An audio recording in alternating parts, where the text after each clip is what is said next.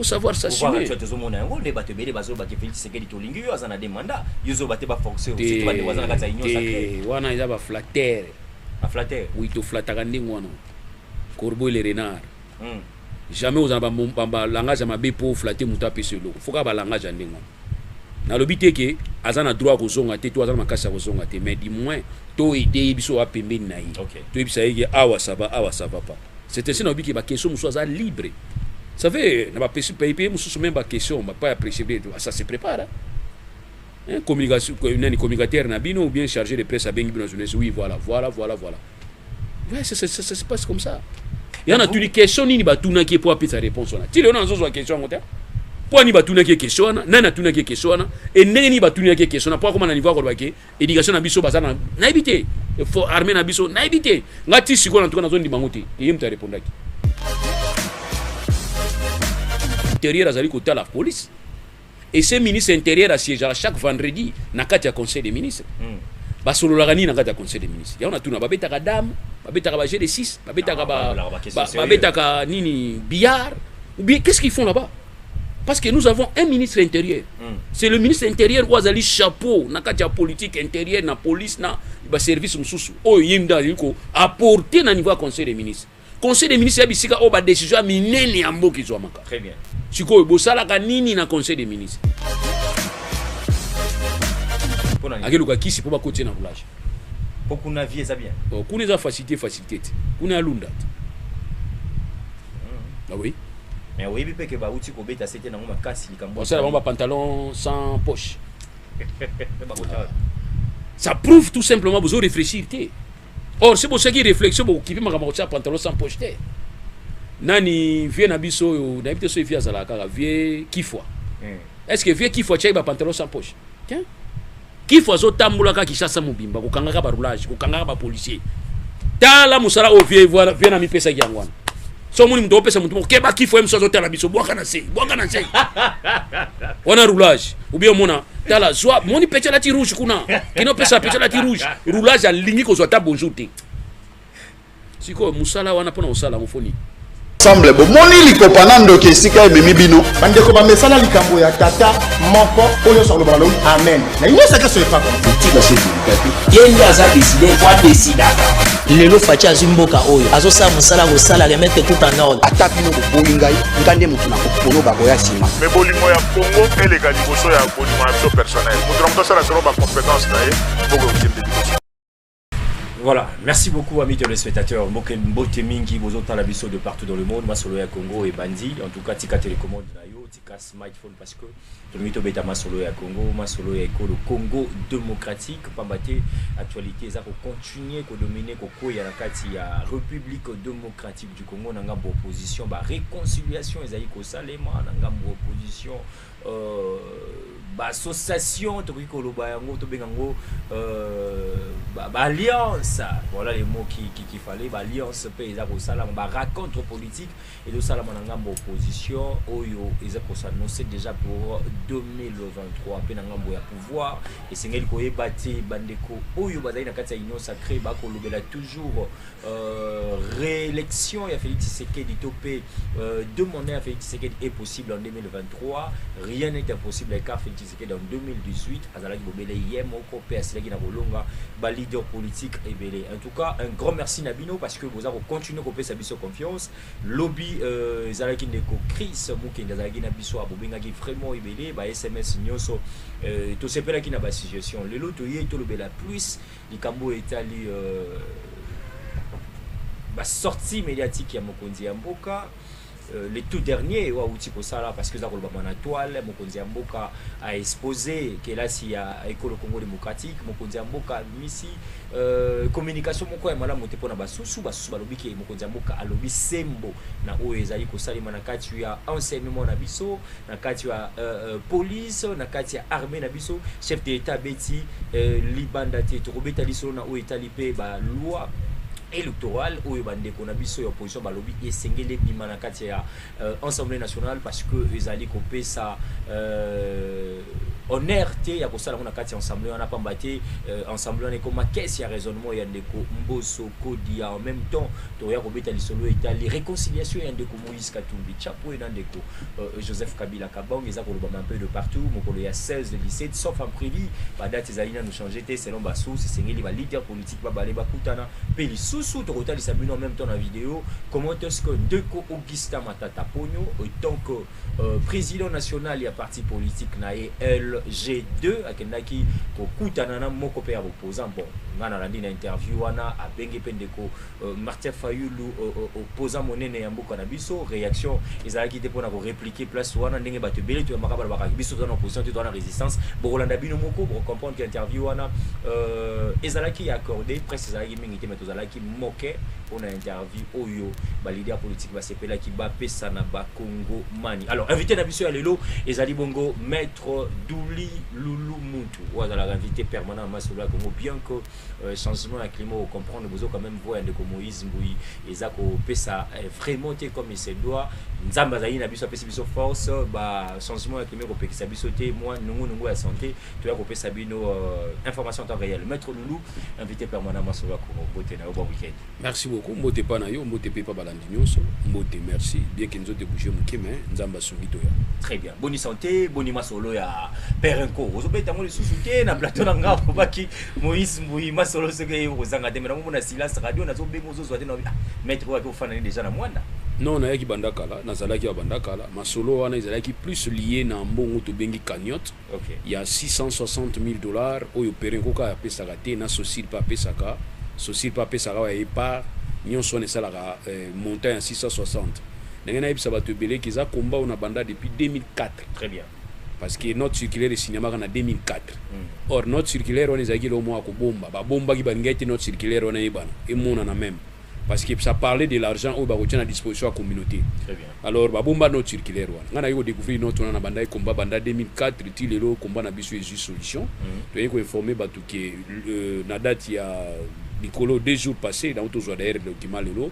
comme on a ministre de l'hydrocarbure a auto signé arrêté. Très bien. Portant organisation et fonctionnement ya comité il y a comité de suivi non pour le développement ya Mwanda territoire à Mwanda en remplacement ya Kokodem et to ipsa ibatu ke Kokodem o ibuzo mona kuna ezaki na Teresa e Kokodem na benga ngo mad pirate même na niveau table ronde na lobela ki ngo ezali mad pirate parce que ikene ko bom ko niatela note circulaire numéro 001 ya cabinet ministre oyo ministre a signé le 3 mai 2004 ikene ko bongola ngo ikomisaki Kokodem mona comme otobengi une association de fait, c'est-à-dire quoi bah changer association bah commission association sans but lucratif or ezalaki une structure d'appui à interface au ministre Tiaki on a quatre structures on a ministre Lingaki à mon administrateur du territoire comme président du comité de concertation wana et à mon un délégué à ministère un délégué à société pétrolière et à mon deux délégués à ministre intérieur hydrocarbures un délégué à ministre intérieur na un délégué autorité provinciale. Normalement, c'était ça la vraie configuration ya Kokodem ya notre circulaire à 2004. Mais bande konanga babeta ki coup d'état, biloko cessé. Ba ko beta coup d'état biloko cessé, ba bongoli Kokodem na commission yango makuku matatu, c'est-à-dire trois ethnies. Makuku matatu, ba commission yango makuku matatu, c'est-à-dire trois tribus oza na kati ya Mwanda. Oto bengi ba Solongo, ba Woyo na ba Kongo aboma. Ngamona muoyo. Mais na qui ont une kitoko te na mega ko bunda na kati pona bisa bango to songa na logique ya note circulaire mais du moins j'ai été mal compris na si bango attention so to songi na note circulaire wana te ndenge ministre lingiraki to ko un peu asphyxié parce que président de la république aza muta communauté na bisoté premier ministre aza muta communauté na bisoté ministre hydrocarbures aza muta communauté na bisoté gouverneur aza muta communauté na bisoté il suffit c'est va ligne la biso boule ba olia biso baza comprendre ngaité ti malembe ti voilà les lois à restructurer ba tiango siko comité o yali ba tunyo so bazana kati na ba autochtone na ba résident Mwanda na ba délégué ya ba ministre na ya gouvernement provincial exécutif provincial na administrateur du territoire bazana kati mais souci na yali bon ce n'est qu'un début to kotala ne to ko ba siko peaufiner parce que na cadre ba réforme ils arrêté besoin mbala moko solution mande ndenge nzambe pa sala ki po nzambe pa sala ki monde mais asala ki mukolo moko te nzamba salaki na akosala mpe mukolo moko mais asala ki on a 7 jours pour apprendre biso comment ko kotia ba comportement na makambo so salaka to kini malembe to bandi déjà ministre hydrocarbures merci arrêter na to monyango bien que ba bémol yali bien que ba discussion ezali mais sinon to sala ngo lelo te to ni to mekananu to tala comme ça to rapporter ba observation na biso pour na ba réforme ko yalubi. Très bien, je crois que ministre Nabiso national des hydrocarbures et Zapambate Masolo Congo Pesaka coup de chapeau na mosala oyo ozali ko sala pona intérêt général ya ba Congomani kaka pona bande ko Nabiso ya mwana te singeli ko pesa bino information pe à l'issue ya lancement oyo ezalaki ya appel d'offres kuna surtout na ministère des hydrocarbures pona likambo Italie ba bloc pétrolière RDC déjà dans la position à booster plus ou moins production il y a 25 000 barils oyo ezali par jour et ça ko pesa biso na 300 000 voire. En tout cas, coup de chapeau na son excellence Didier Boudimbu Ouazali, ministre Nabiso des hydrocarbures. Je crois que maître Lupa Lobia que Silité et Sengeli et qui est vraiment tina finish ya masolo pour être concrétisation na ngwe la bien. Mais maître Luto tozongo na katia ya politique pe moi mon konzi mboka zalaki liboso ya ba Kongomani oyo ya ba vivre la Côte d'Ivoire. Hollandi mokonzi mboka, je crois que vous analysez politique indépendant, Hollandi ba réaction ni batoza ko lobama et sengela ki ti mokonzi mboka tenir communication ya saliwana sur le plan ya enseignement na biso, sécurité et puis likambo armée na biso. Est-ce que le chef de l'État a aussi bande ko na biso ba congolais vivant na Côte d'Ivoire to pa lobi sem? Bon, merci au bien indépendant pour na nina za vraiment indépendant na wonga na oloba. Na ni pe utala nga na misute so na zoloba na ofinga na nga mutute na manke mutute ça no calme na une bonne éducation. Allez-y maître Lulu. Et là on a zo regretter makashi vita chaque fois soko bimi libanda ozo boa ka biloko mobo ezo pesa bien te. Rappelez-vous na oya loba ki tamba tuna ki makambo ya na ebi na nga makambo na te. C'est là nga passe makashi. C'est là nga passe. Vous savez quand nous communiquons, il faut aussi avoir une stratégie de communication. Vous n'êtes pas obligé de répondre à toutes les questions. Il y a certaines questions. Un bon journaliste, ce qui m'y a deux fois, trois fois, un bon journaliste va t'insérer bien dans la classe. Pour ne pas laisser aussi l'invité. Donc, c'est-à-dire, on est libre à éviter, à esquiver la question. Mais il y a une invité, silence.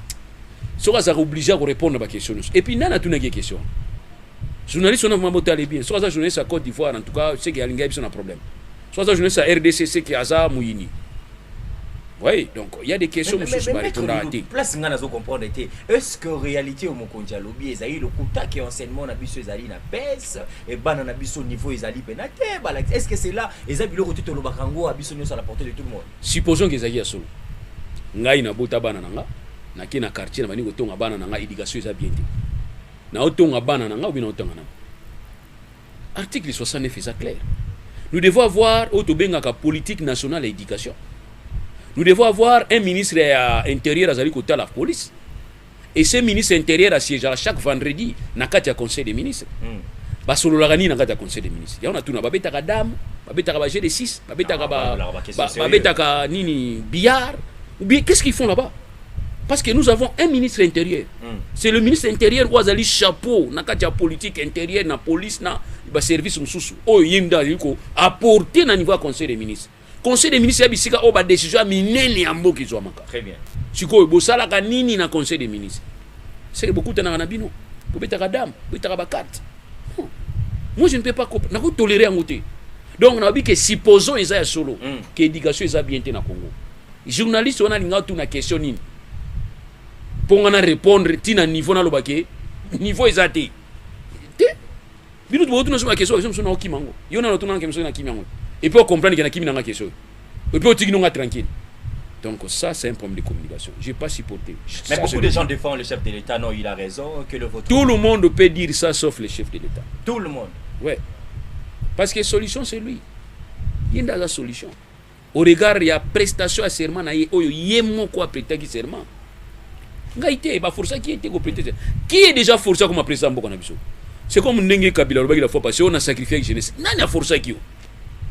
Et ne revenez plus. C'est juste un rappel, c'est juste un rappel qui veut faire. Mais Balobi qui a son assous. Si vous sacrifiez la jeunesse, vous sacrifiez sur vos vieillesse na yo. Non, ne revenez plus. Ba forcer à mon tout à prêter serment. Na façon où ba toyer la pouvoir, mutu moko ba forcer na kasité ya ko comme président na biso ya kazate.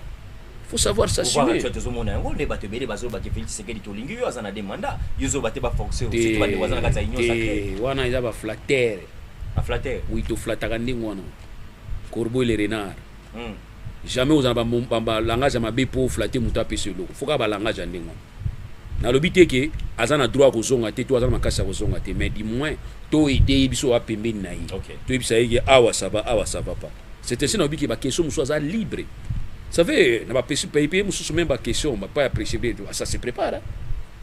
Hein? Communication, communicateur ou bien chargé de presse à Bengi Binozounès, oui, voilà. Ouais, ça se passe comme ça.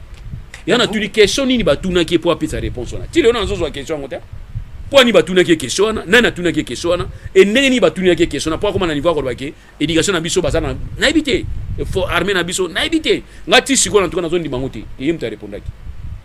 Ozomona ngo ba fake news, ozomona en tout cas nazobona ngo ndimango. Nazobona ndima sengeli basani to memela video tout ça ndé.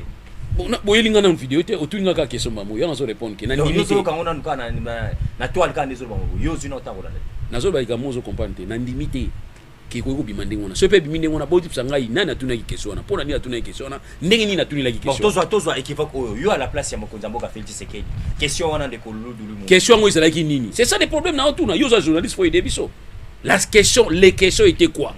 Parce qu'ils ont des questions. Question moko ma médication, ils sont nuls, ba formateur ils até, ndé na yokaki. Question moko no armée na police binonde zo simbate. Question ko bandaki ndenge ni faut na yeba. Mais les autres n'ont pas réponse, on a analysé réponse. Moi tu as la difficulté. Quelle était la question posée pour que ma réponse soit bon, moi maintenant je ne vais pas faire l'intervention to Reddit yao izalaki wana. Moi je pose maître Loulou. Vie la situation actuelle de notre pays, 64 ans après l'indépendance, si je n'abuse pas, quel est votre point de vue sur l'éducation de base, l'enseignement primaire et secondaire de la démocratique du Congo? Vous savez, quand vous posez la question à moi ainsi, c'est comme si on a tanga dans la classe. Ngai na tanga awa et puis na otangisa awa. Ce que tu dis, je ne refuse pas. Je suis très d'accord dans les places aujourd'hui au Comano. Mais moi, au pouvoir, je ne peux pas me comporter comme un opposant. Je autocritique, je dois être déterminé. Moi, je ne pose pas Maître Loulou comme étant politique, je vous pose comme étant responsable des parents qui vivent en plus démocratique du Congo. Situation actuelle. Et je ajoute, en tant qu'élève à Kala Nakacha Congo et en tant qu'enseignant aussi Nakacha Congo. Maintenant, je vais répondre par rapport à ça. Allez-y. Bisotan to tangaki. Ils avaient une période de turbulence et là, ils m'akassent. Ba période où ba période où on démocratie bandi biso to bani ko ta toujours côté sur la diversité toujours ta période où on soko tangi bien nzamba zo lokumu c'est que yo mutu linyo tanga to ebisa bana na biso ke enseignant tanga zo tangisa a otangi so nyonso te a otangi so ba grande ligne profiter na ba grande ligne itango kota na vie normale au côté na ba détail bani ko découvrir bilo mususu classe ici la rata. Nous apprenons chaque jour. Même si nous avons un niveau à 3e cycle. Ok. Nous avons commis. Moi, papa, toi aussi, on va commencer à te faire agenouer. Ça, c'est un autre milieu. Donc, pour dire que nous devons comprendre que le parcours où il y a ça, l'expérience, Nabisika m'a bien déplacé au Tangaki. Quand je trouve les gens dans 0 ah, mais c'est. On dirait Maël, merci. Natanga Congo. Tant on aime ça, on a na ILK. Na banda première na yeli kana sisa na droit. Oh université aux ala critiquer pe moi mingi ba te belé ba. Natanga kuna ba diplôme kuna. Natanga kuna na tangisa kuna. Siko tuna bato batanga kuna te batanga ba Sorbonne. Makambo to sala bango na vie. Na ba vie professionnelle. Makambo to sala bango. Ngaza complexité. Natanga na Congo banda secondaire nanga natanga na Congo na université nanga. Enseignement est tel que ça wana mingaso uzingo tinga. Parce que otanga na Congo. Na otanga na Congo. Kana yelka. Non, ça ne passe pas autant à master il nous a mystique. Donc, on va tout simplement que Nengo Naza a on est soko zwingo minga na Côte d'Ivoire. OK? Nous ta Côte d'Ivoire fa na fa ndia to travailler. En tout cas, c'est bon. Je n'ai pas besoin d'un discours à Moutou. Pour ça ba on ke ngai na tanga bientôt na tanga bientôt. Vous allez seulement découvrir. Mais pour ngoyo na zo encourager bana. Bana bola na ba discours on a te. Botanga. Il y a nous la sikona mituna. Batanga. D'ailleurs, on va tout simplement que quand on a connu ce botanga wana. Car il y a un place nzamba ko tombo la bino bo zappé exemplaire na mo. Niveau bala ki sinabiso Maître Loulou 64 ans après. Ils ont élevé, ils ont moins baisse, ils ont kitoko tout matériel, équipement, des technologies ezangi. Mais namoni ozo comprendre ba réponse na opesoti. Bala ki sibatangi singa ya Congo. Ngai Loulou so obisika na za mwa maele. Merci na sepe na bino ka bala ki ya Congo. Vous comprenez? Donc enseignement ça bien. On a pas sur réponse. Donc enseignement ça bien. On a pas sur réponse. Tu vas pas félicitations aux amaïs. Na kemboka mona otanga kombote. To fani na batu to travailler na ba on a eu papier na PC. Tout ça la PV protocole d'accord makamno na PC. Et simba ki stylo mais mutu wana français na munoko. Et simba ki stylo bona moni azotoka. Moko beninga libanda tuninga mais mutu pesi papier wana. Ako polisa mai ya papier na mundu toki. Ngatu ni po nini? Il sait pas écrire. Il ne sait pas écrire. En français makasi boy. Na niveau pe ya za boy na niveau to za nango déjà awa. Abi c'est comme ça. Ngasi ko mona bino simbi papier taka batangi boy. Natanga na Congo. Natanga na Congo. Moi je suis fier natanga na Congo. Comprenez amis téléspectateurs que l'éducation de base ou l'éducation l'enseignement na mboka c'est kitoko. Là En tout cas ngana tanga na Congo. Ngana tanga na Congo. Si, Mayele nazara ngwawa na zio en place musuti na Congo. Donc enseignement na biso ça kitoko c'est. Na lobby te ke za kitoko za mabe. Ngana bina tanga na Congo. Mettre ça point de vue na ngai. OK. Yo lobby otanga na Congo ba doit pesa ko ba remerciement aux amayele. Okenda ata Congo Brazzaville te. Ngaza professeur moko encadrer nga tangisa en Allemagne. OK. Kumbuki ngimbi atangisa ka balma. Siko balma tangisa ona yepa yinga petite défense na ofo kende kuna. Ngabe na bika na okende kuna.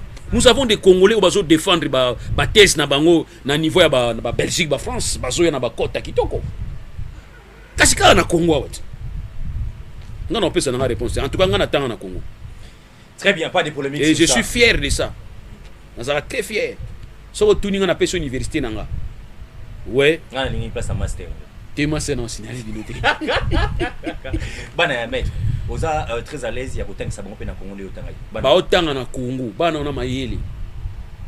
Ba yele bana wana, ba otanga na Congo. Balandi lokola papa. Te, ba otanga na Congo. Tala kotanga na Congo za otanga foza la doublement prudent. Dans sens ni. C'est-à-dire yo moko yeba ke ndambo ba ko peso na université. Yo luka mususu libanda. Tout ce que moi j'ai appris dans l'école l'université. Oui. Bana nous baza otanga na école pe na Congo. Na Congo. Ouais, na Congo. Il y a une école pe keseni par rapport pe papa na biso ke awa na Congo bana mayele baza. Awa na Congo ba professeur mayele baza. Awa na Congo na ba difficulté toza nango tozo mitangisa. Bino abozo monelo côté biso période na biso contribution par ezaki yango ndezala ki so ezati ko tanga classe. Très bien, maître Lula tanga na condition de tanga nango ngana tanga na dialanda na honnête to fana mabele to wela mabele. Mabele mun mabele ti. Oui, au fond d'abord, batata mikolo ba 54e. Ah, ki ba place nanga, place ngo kitité, mais place ngo mabele. École ngo dialande zaka wana. Na sayo. Na tanga wana. École kimbangiste. Na tanga wana. Très bien.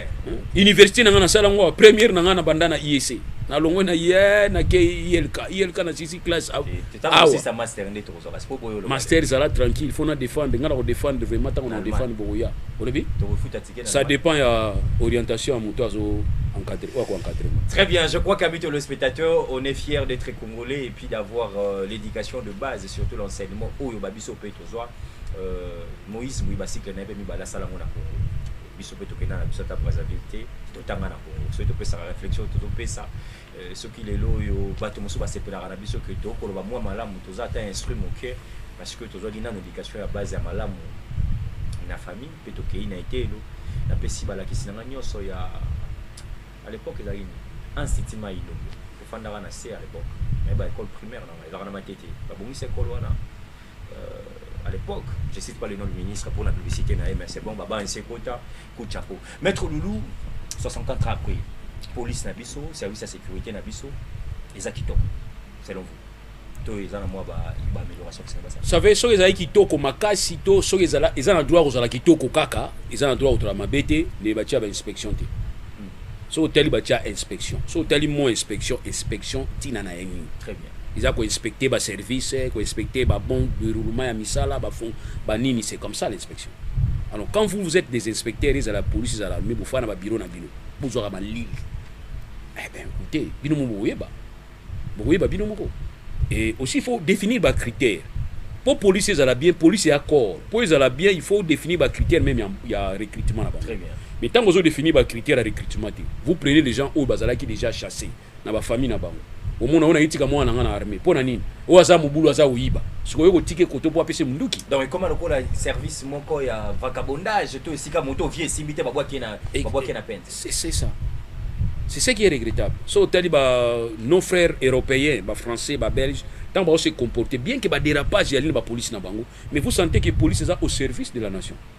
police dans service à nation ayebi nini azosala mais oya biso malheureusement police azoya marché aux lobby ba ko mona lobby banani ba mona bato ba marché ba ko mona nzo ba tinyo kini ko encadrer ba tala ba comportement na ba c'est ce qui est regrettable. OK. Ba bisinga ke ono ndenge za boy ba policier bazo silika mingi po bazo futa bango malamu ti papa so ba futu malamu ti ils a promis na bino et puis biso beto tia ba loi mo permettre que ba policier ba policier baza rapena moi syndicat na France ba policier baza na syndicat na ba dimanja c'est que ba obundela bango ba place mo ba obundela bango même kuna ba tia ba syndicat poani po ba dérapage pe ya gouvernement ko zala syndicat ko zongisa ba sali dialogue ba yebi ne ba ko apisi très bien ba otu ko bongisa ba bitu ko zongisa mais attends tant bozo pesa batu bambo bozo futa batu pouvoir d'achat pe ko surveiller yango parce que to ça la biso ne so marché moko soki policier wa matie mbongo asepeli na moni abini mais to ki na marché to kutana kati ya gambeli nana ko mana soso ndambo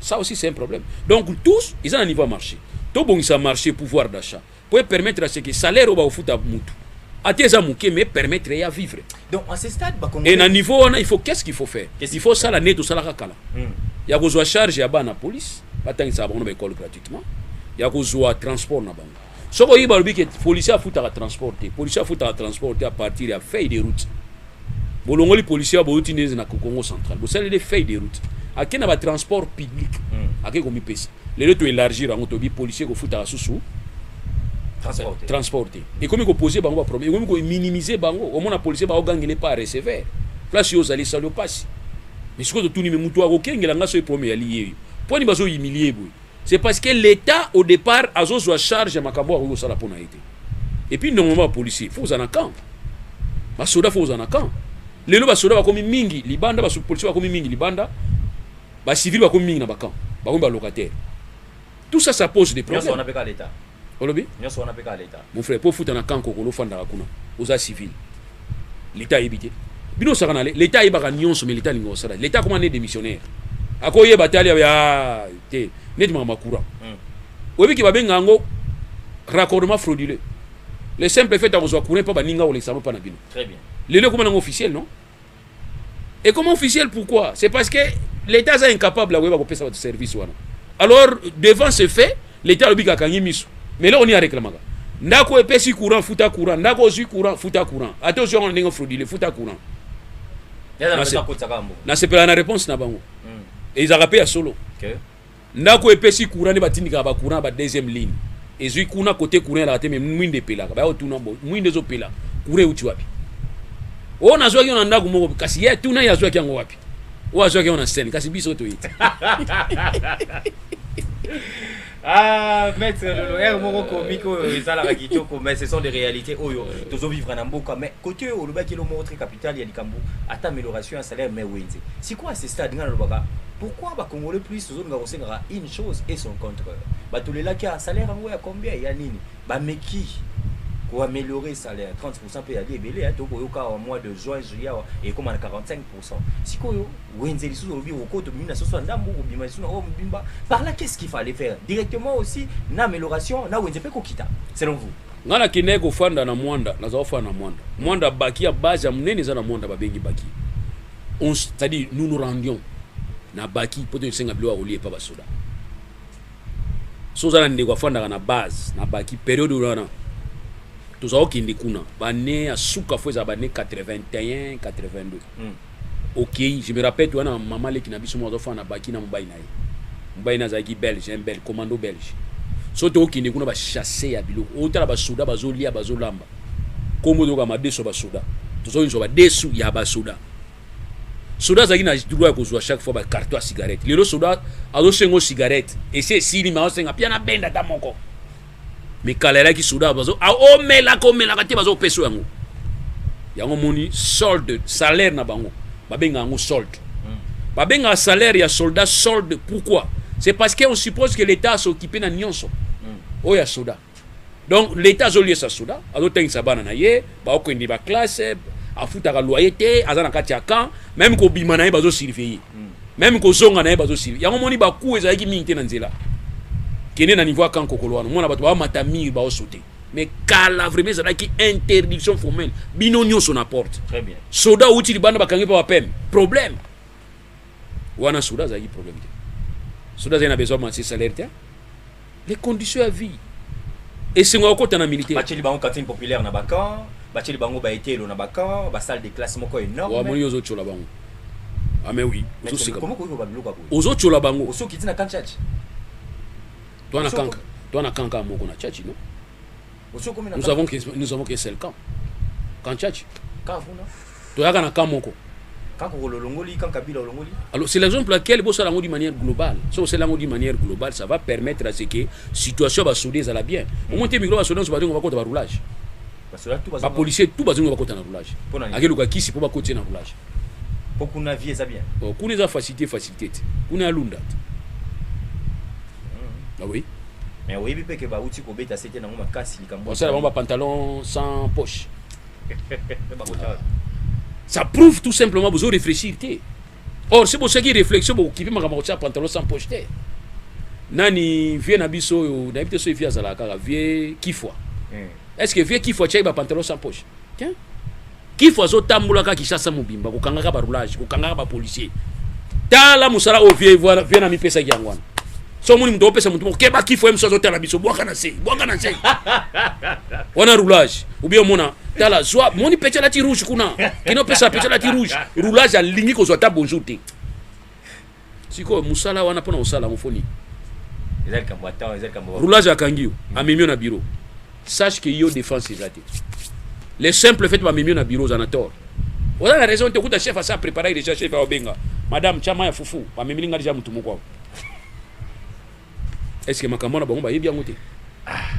Ça fait très mal. Chef ya ba police. Na hôtel la bango. Très bien. Même les général Kassou. Dossier Sawana. Bazara na deux discours.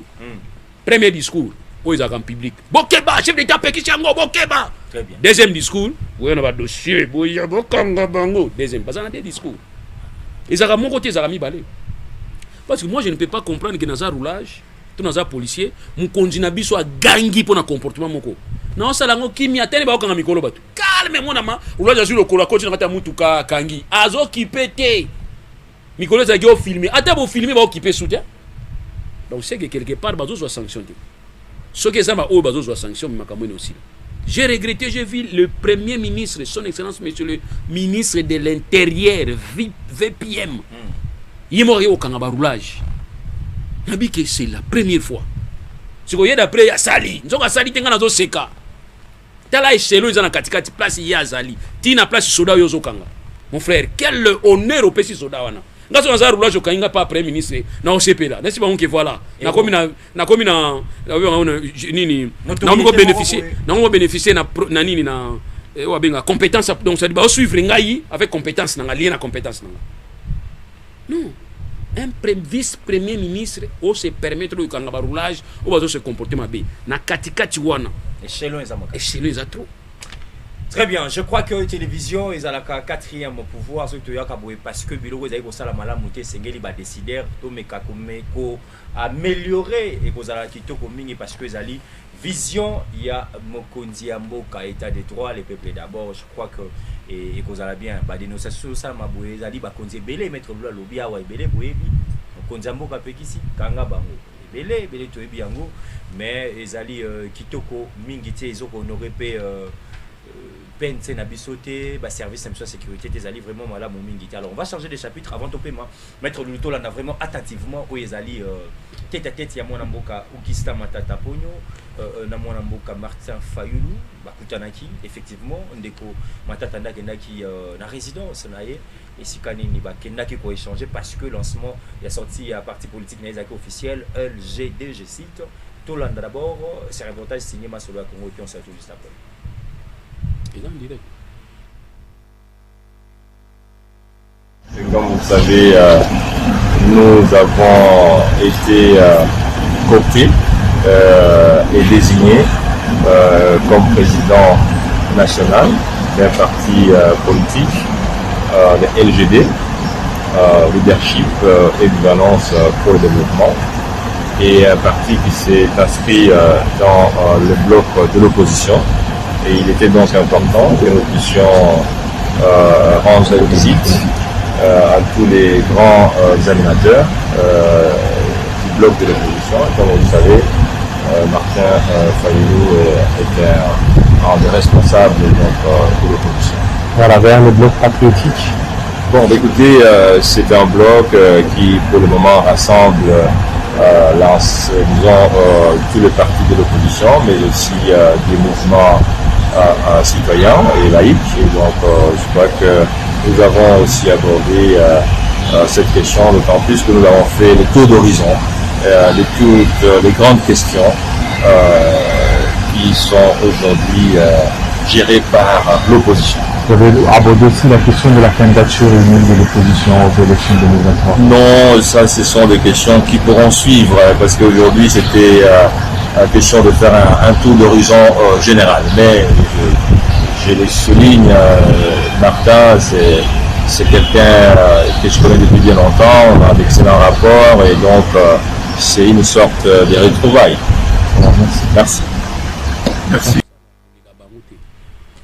Voilà, je crois que amis téléspectateurs, Tolandina les mêmes mignons sont eux ali visite, tu peux échanger au moins mboka Augustin Matata pour nous sala qui est pas ya président et signé mon mboka Martin Fayulu maître Lulani les mêmes mignons sont ndeko moko zaki na kitia lobby ndeko Martin Fayulu a commis na eko blanchir ancien premier ministre nyoso oyo ba torpilla mboka na biso oyo ba détourna ebele oyo ba s'enrichissa ebele abandaki na ndeko Muzito sika akomi na ndeko Martin Fayulu etikali ndeko Buyonchi bana koto na polémique on a dit mais lelo kotala Augustin Matata Ponyo na mwana mboka Martin Fayulu tout ça tout le bango pe politique ezali dynamique maître. Bon d'abord na ngina bisa mutu azalaki awa avanga ko ibisa yeke ba oto osala bango lelo moko auto sala na Nzambe azaite ba oto azosala na Kabila moko pa uti na paradis azate bango to bazali na FCC bango ni to komisi bango lelo komba lié et permettre biso lelo to komana nti majorité. Donc nous on lobby tout à l'heure yo moko politique ezaka dynamique ezaka statique, c'est-à-dire les alliances se font et se défont. Très bien. Ce qui lelo yo Matata Ponyo avec koluka ye moko Martin Fayulu j'estime que ezali na cadre ya intérêt o ya moni pa Martin Fayulu. Biso tant que Martin Fayulu ce n'est pas quelqu'un il faut négliger. Pourquoi il ne faut pas le négliger? Il était le deuxième Sima chef de l'État avec suffrage moko très rapproché. Ni tété Yumbi ni tété kuna balbaki ke boleza makasi. Ndetoyi makamto ba leloté. Alors c'est quelqu'un il faut prendre avec une certaine considération. Mais bon mon année bato finga kana bangoye, ne bato chola kana bangoye, mais or il draine beaucoup bato ba croire kinayi. Très bien. Matata Ponyo c'est quelqu'un qui draine beaucoup na Oya Salaki. Oh non, na Licho. Oh, c'est le seul pays au monde où Moutoua Yibimbongo, Sogi Loni, Sogi Masango, Abimisi Université. Keneko Lobela Matata Ponyo na Kindu, Sotala Sogo Yap, Nego Yena Veste, Sogo Zonga Neti Babunda na Lionte. Il est là comme leader incontesté, contestable. Donc, par rapport à Kosala Nena, vous voulez soutenir des histoires pareilles, c'est là, c'est ça. C'est les Sakoloba parce que c'est ça la tolérance. Pour ninga nazo ndima oyo yozo ndima ngana sobati. Na biteke yo la ndama ngana zo bandimango. Te ina ndima te. Na bi yoka c'est ça la tolérance. Bino za na difficulté ko yoka pourquoi ba ndima. Quelqu'un qui va colonne na masango abimisi université na Kindu chez lui. Mais vaut plus que celui qui vole l'argent ici abimisi en extérieur. Est-ce que vous comprenez? Bolobi qui est au Tongi Kasaïté. 3 ans, Kabila distraire biso. Même temps, on sali accord FCC cash. Ba distraire biso yangona. Tolongoli accord FCC cash totikali biso moko. On va donner l'argent pour na kotombo la Kasai. Tozumbo on a tolié. Matata ye moko mutu atindi ete. Ayibi azumbongo ayibi mbongo po yelo na masango ebimisi université. Vous comprenez place où ba degré mabe zati. Mabe nyonso za mabe. Mais je vous dis encore une chose. Ceux qui Matata Ponyo musala ou bango basalaki et que biso lelo to salaki mieux que bango, mais balobela bango soutien. Ndenge moko na ba nazi. Na Allemagne lelo so muni mutu mo benga ka Hitler, c'est que bazo chola ye. Yo so ka o regroupement ya ba nazi ti lelo.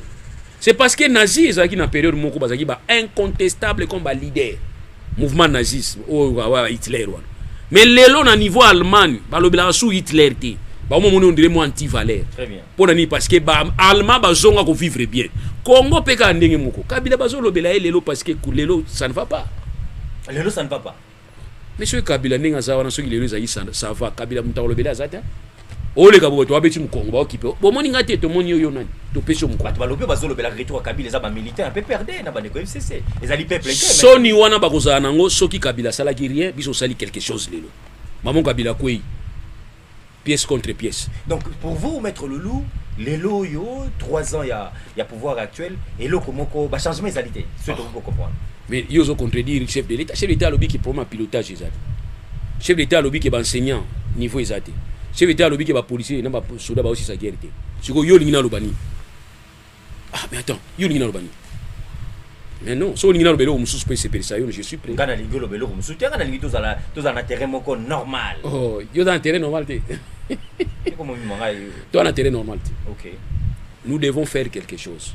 Totika distraction. Est-ce que pour permettre biso ke na ndambo ata itikali to sa ata amne fisc. Ya on ngina tuna est-ce que chance ezali. Kasi yango photo bana osala. Chance ko za so bani ko sala. C'est comme si mes frères bazotanga ba osala ba examen lobby. Place à otanga ba livre ya géographie na yo tanga Bible. Na yako tuna yo pepa qu'est-ce qui se passe? Otena otanga na Bible ko idenga lobby examen té. Calcule 1 plus 1 na kati ya Bible ezate. Tanga ngone na livre ya 1 plus 1 comme ça tu ici au juif après au songe panza. Saint-Esprit a sala makamona. Ya za na rôle azo jouer. C'est ainsi mwana mona tuna ka question na tuni bango pesanga origine ya mutu. Abi Adam na Eve na kati ya kura histoire na peso 0. Tcha 0. Toi na kati ya kura histoire. Yo biminga Adam na Eve. Yo moninga na Bible là. Ngana dans la science. Donc pour dire tout simplement, travaillons d'abord. Très bien. Commencez d'abord à travailler. Ce n'est plus le moment de se justifier, c'est le moment de travailler. La justification est après. Mais vous justifiez jusqu'à ce que vous ayez la responsabilité par votre monsieur.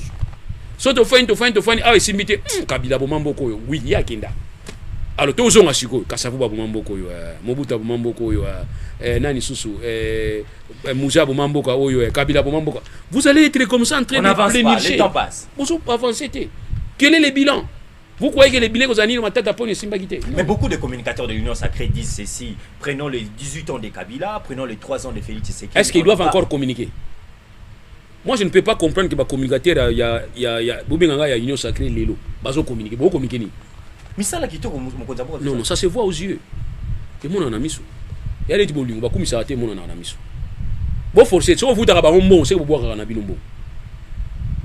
Ah oui, vous boire un bon. Mais là, on va forcer à côté. Misuga et Moni. Ma quelle est le pensili? Oh, ben, devant les évidences. Au télémi Bobi, non. Les belé baroye bandé ni s'occuper ba communicateur ba l'équité, s'occuper de communiquer pour. So ezana ngoshi d'abord zo na cadre shi d'abord futaka bango. Mais ngala lobi po nanga et mona na misu. Le copa communicateur on est kufa nango. Na lobi ndenge on a te po ba silikilanga. Na lobi po nanga et mona na misu. Mais na kombo banga. Ke mo lobi mona na nango. Et mona pas pour makasi ote. Soke simbi et mona nanga. Kofi za mystique mona balio. Abi soke simba ka te ba lobi la ka te. Et simbi te on parle. Soke simba ki ntalo bazate. Ndenge mona bakabila ba matata poni lelo bazo la muka bazo lobaka c'est parce que ba comprendre que simbité mon frère soki kabila ye buya tele mabata la bu ndenge otika imoko moni ngo ndenge mususu et développer na ndenge mususu abosenga biso pardon c'est que le to biso to mo senga pardon ba na 50 mètres ce qui coûte France bazo reconnaître que dans 5 ans le pays ko se développer te bon biso na Congo to zelaki tu vois le bilan est linéaire. OK, quand tu es dans un parcours il y a bilan première année.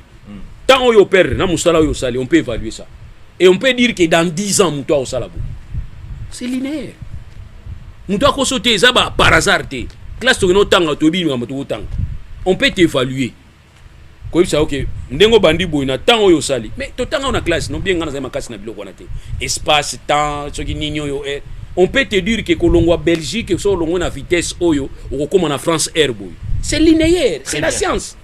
La mieux c'est comme en science. Bison de tchande monter en mabende libuso, mais mieux c'est comme en science. Donc ce que tu fais aujourd'hui, on peut t'évaluer. Au moins tu vas pas ça on va dire oh non, bilan 100 jours. Bilan 100 jours les a projection. Il y a 100 jours là au Bosali. Et na 100 jours boye ba boké na ligne ni. Alors ce que le but évaluer mon Konzambo ka Félix Tshisekedi. Pas bilan na été évalué. 3 ans et demi au Togo mettre le. Il mon quoi s'évaluer à qui? Na dernière parole à tenaki na niveau ya il y a dernier discours dans le Congrès. Il a dit qu'il y a un problème de pilotage. Ça veut dire quoi pour moi pilotage? C'est que moi j'ai compris. L'habité où il y a le baki. Un problème de pilotage, c'est-à-dire avion, boalikolo, pilote à Okumba, problème de pilotage. Si on a une question, qu'est-ce que avoir les passagers, ceux qui promettent un pilotage? Alors, il y a un passager, un avion ou bien un pilote. Mais au regard de l'article 69, c'est un pilote. Pilote a simi bazole, il y a le colo. Après, il y a un zala calme. Il y a un combat. Il y a un combat qui prouve ça. Amis téléspectateurs, on est à la fin de cette émission. Je crois que tous ont des questions-réponses. Aussi, cette émission est là. Maître Loulou, plaisir et qui plus il y a Rosalana. Mais pour ou contre réconciliation, il y a des Moïse Katumbi Chapona, mon amboka Joseph Kabila, où ils ont déjà pour le 16-17 mai. Bon, puis on a une question. Na Tunis on va téléspectateurs ba Hollanda. Pour ou contre Obundana Bango. Hein? Pour ou contre Obundana Bango. Qu'est-ce que vous allez gagner sur Bango Bunda? Donc vous êtes pour réconciliation et salama. Papa, to yokana s'il faut ko yokana. Tango iza ko tango ko yokana. To tonga Congo. C'est ce qui est important. Ngala za muta songi te. Na ko tchaba to abundaka. Non, jamais. OK. Jamais de la vie ngala muta kimia. Homme de la peine linga kimia. Place ngala za ina linga problème te. Sozo boma soso sikunga na okima. Très bien. Parce que boma taba. Na lela taba fort, parce que barata banga na zarati. So osika taba na okata taba fona kima na kili musika. Le na linga ka problème et pas batuté. Alors ngai po na ngaso tuninga pour ou contre dialogue na bango, ngana rétorquer pour ou contre obunda na bango. Et na soko na kotuna so ba bundi yo zwani. Niveau bazo salaba alliance, niveau pour so ba kokutanaka.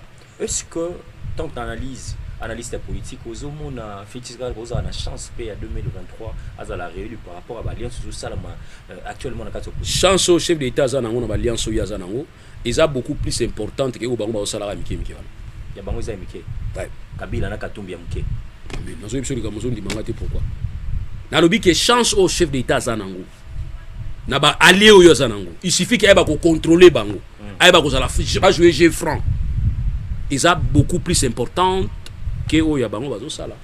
Très bien. On comprend nga? Ba tu bazo landa on débat. Voilà. Soko zui katanga nyonso. Kabila na Moïse basangani. Yana bato ba sepela ngote na kati ya katanga ba ko se désodaliser nango. Yana bato yo ya Moïse ba ko sepela ngote, yana bato ya Kabila ba ko sepela ngote. Ba o wana ba finga ka fipo ba bazalaka. Bato mso za otindi ta o finga ba inemi nyonso. Otuni papa na tindi yo. Baza bato wana. Soko bato ne ba osilika. Tanga ba osika ba koma siko contre bino to ti bino na kati ya komba na bino wana siko to songi ba o musu bazali wana to su ba côté mususu ouest to su côté est ba sangani autour na yo et tu as la chance. Maître Loulou oza pour ou contre na ba consensus ya réforme électorale na biso et ça les malibanda ba institution to na kati. Vous savez, ce n'est pas moi le législateur. Ngana constituante na législateur. C'est une proposition, c'est une ce qui quand on peut sa réponse. Ce qui constitue le législateur a prévoyé qu'il y a des oppositions. Opposition parlementaire et opposition extra-parlementaire. À reconnaître la loi portant statut à opposition, je ne vois pas pourquoi est-ce qu'il faut tous à la discrimination. Toboa kabango parce que biso wa mboso. Non, et antinateur. Oh, nous faut jouer rôle on a mené ça na nisa vient mboso.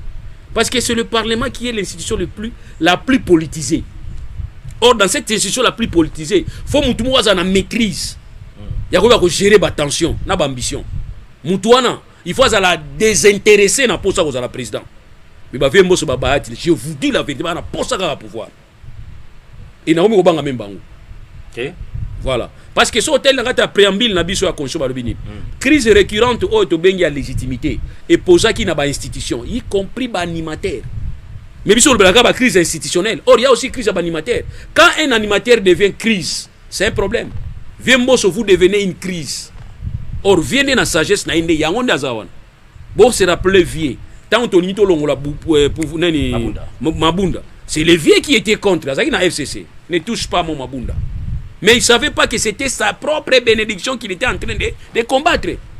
Alors, il faut toujours se ravier et nous sommes là.